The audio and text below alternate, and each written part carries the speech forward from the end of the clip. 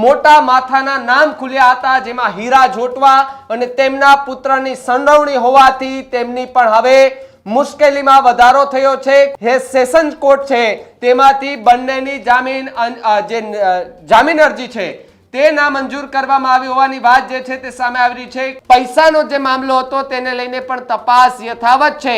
ઘણા બધા એવા વિસ્તારો છે કે ત્યાંથી આવા કૌભાંડો નાના નાના સામે આવી રહ્યા છે. તેમની જામીન અરજી દરમિયાન એવી દલીલો કરવામાં આવેલી હતી કે તે અપક્ષ પાર્ટીના મોટા નેતા છે.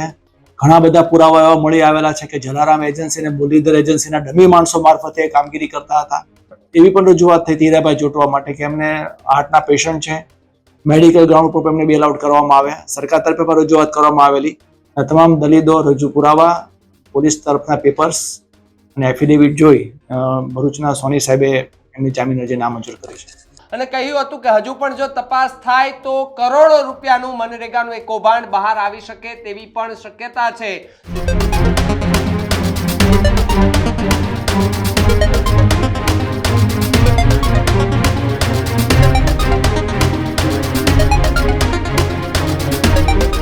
નમસ્કાર, આપ જોઈ રહ્યા છો ન્યૂઝરૂમ અને આપની સાથે હું છું ભાવેક. ગુજરાતના રાજકારણના સૌથી મોટા સમાચાર સામે આવી રહ્યા છે કે જ્યાં મનરેગા કૌભાંડને લઈ એક મહત્વના સમાચાર છે તે સામે આવી રહ્યા છે. અપડેટ સામે આવી રહ્યું છે કે જે અપડેટની અંદર મનરેગા કૌભાંડ મામલે સૌથી મોટા સમાચાર સામે આવ્યા છે.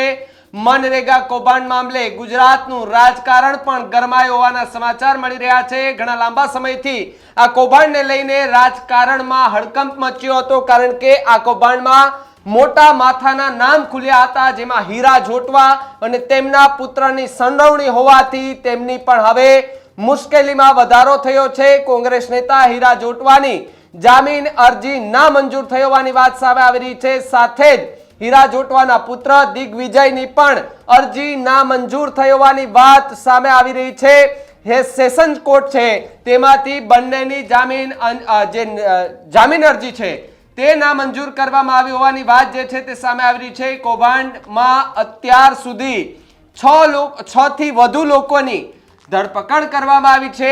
સરકાર તરફે મુખ્ય સરકારી વકીલ પરેશ પંડ્યાએ દલીલ કરી હોવાની વાત સામે આવી અને કૌભાંડના મુખ્ય સૂત્રધાર હોવાની દલીલ એ વકીલ દ્વારા કરવામાં આવી હતી. સાથે સાથે લાંબા સમયથી હીરા જોટવા અને તેમના પુત્ર દિગ્વિજય છે એ બંને જેલમાં છે. મનરેગા કૌભાંડને લઈને બંને પર કાર્યવાહી થઈ છે. સાથે જ અન્ય જે બીજા લોકો છે તેમની ઉપર કાર્યવાહી થઈ છે. સાથે સાથે અલગ અલગ એજન્સીઓના નામે પૈસાનો જે મામલો હતો તેને લઈને પણ તપાસ યથાવત છે. હજુ પણ કેટલાયના નામો ખુલે તેવી શક્યતાઓ પૂરેપૂરી વર્તાઈ રહી છે.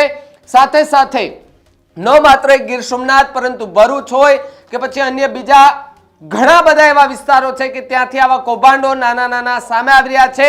ગઈકાલે આપણે જોયું હતું પંચમહાલમાંથી પણ મનરેગાની જે વાત કરવામાં આવી હતી, તો સાથે સાથે મંત્રી પુત્રો દાહોદનું પણ નામ સામે આવ્યું હતું. એ મંત્રી પુત્રોનું નામ ખુલતા જ અનેક ચર્ચાએ જોર પકડ્યું હતું. પરંતુ આજે આ બંને કે જે હીરા જોટવા અને તેમના પુત્ર દિગ્વિજય, આ બંનેની જે જામીન અરજી હતી તે નામંજૂર થતા વકીલે શું પ્રતિક્રિયા આપી છે આવો સાંભળીએ.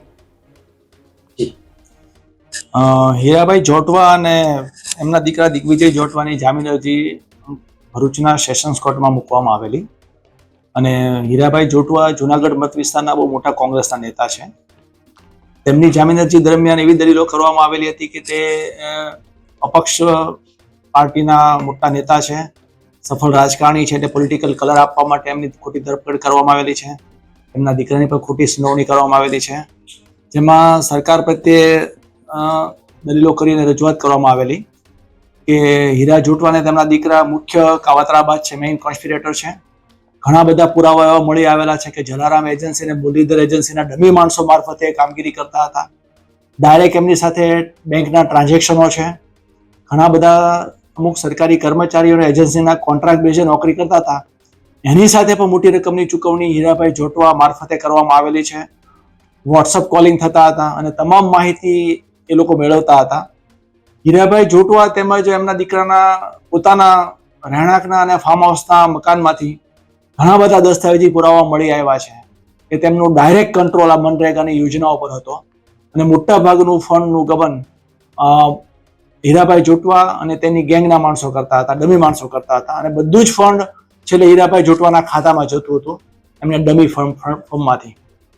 અને આ તમામ દલીલો સાંભળી અને એવી પણ રજૂઆત થઈ હતી હીરાભાઈ જોટવા માટે કે એમને હાર્ટના પેશન્ટ છે, મેડિકલ ગ્રાઉન્ડ પર એમને બેલ આઉટ કરવામાં આવે. સરકાર તરફે પણ રજૂઆત કરવામાં આવેલી અને ચુકાદા પણ રજૂ કરવામાં આવ્યા કે જામીન અરજીના તબક્કે medical ground is no ground for granting a bail application. તમામ દલીલો રજૂ પુરાવા, પોલીસ તરફના પેપર્સ અને એફિડેવિટ જોઈ ભરૂચના સોની સાહેબે એમની જામીન અરજી નામંજૂર કરી છે. તો જે પ્રકારે વકીલ ને એડવોકેટની જે પ્રતિક્રિયા આવી એ પ્રમાણે કે જ્યાં હીરા જોટવા અને તેમના પુત્ર દિગ્વિજય કે બંનેનું નામ ખુલતા બંને પર એ કાળિયો કસાયો હતો અને બંનેની ધરપકડ ગીર સોમનાથથી કરવામાં આવી હતી. જો કે પહેલા પૂછપરછ ત્યાં ગીર સોમનાથમાં કરવામાં આવી હતી, પછી એમને ભરૂચ લઈ જવામાં આવ્યા હતા.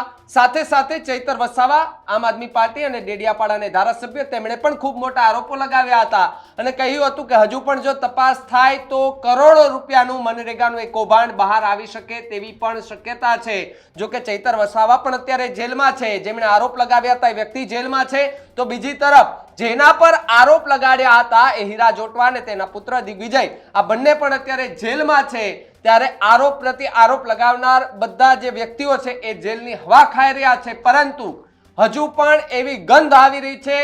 સાથે સાથે ગઈકાલે જે પંચમહાલમાંથી પણ જે સામે આવ્યું કે અહીંયા મનરેગાનું એક કૌભાંડ થયું છે, મોટા માથાના નામ ખુલે તેવી શક્યતા છે.